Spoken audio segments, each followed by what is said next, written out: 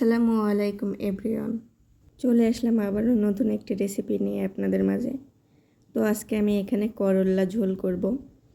তো করল্লা ঝোল করার জন্য আমি প্রথমেই করল্লা আর আলু কেটে নিয়েছি, আর মাছগুলো সুন্দর করে কেটে ধুয়ে রেখে দিয়েছি। আমি আজকে তেলাপিয়া মাছ দিয়ে করল্লা আর আলু রান্না করব। তো এখানে মাছগুলো আমি সুন্দর করে ভেজে নিচ্ছি, একবারে লাল লাল করে ভেজে নেব।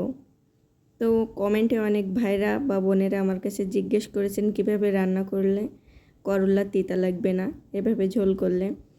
তো আমি তাদেরকে বলবো, করল্লা চটকে চটকে ঠিক তত সময়ই ধুবেন যত সময় না করল্লা থেকে সাদা পানি বের হয়।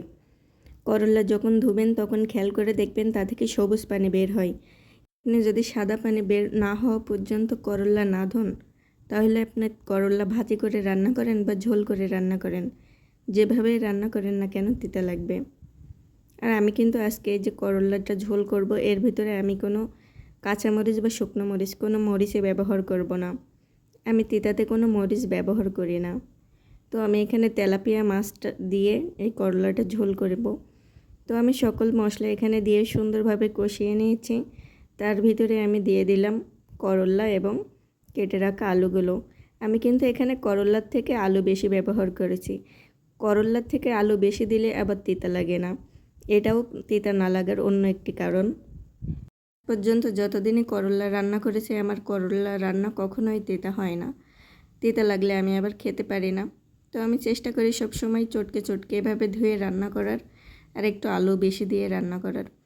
তো আমি করল্লা কষিয়ে আমি পানি দিয়ে বসিয়ে দিয়েছিলাম। 15 থেকে 20 মিনিট পর সব কিছু সিদ্ধ হয়ে আসলে ভেজে রাখা মাছগুলো এর ভিতরে দিয়ে দিলাম। মাছগুলো দিয়ে আমি তরকারিটা হালকা নাড়াচাড়া করে মিশিয়ে নেব এবং এর ভিতরে দিয়ে দেব 1 চামচ পরিমাণে জিরার গুঁড়ো। তো আমি জিরার গুঁড়োটা দিয়ে আর অল্প একটু নাড়াচাড়া করে নিলাম। এখন কিন্তু আমার রান্না করা শেষ। তবে করল্লা রান্না করে দেখবেন, অনেক মজা হয়। গরমের সময় এই রেসিপিটা তো আমার কাছে খুবই মজা লাগে। তো আমার এই রান্নাটা আপনাদের কাছে কেমন লাগলো জানাতে কিন্তু ভুলবেন না। এমন সুন্দর সুন্দর রেসিপি দেখতে চাইলে অবশ্যই লাইক, কমেন্ট এবং শেয়ার করবেন। আমার বন্ধু হয়ে আমার পাশে থাকবেন। এর মতো বিদায় নিচ্ছি। Bye bye.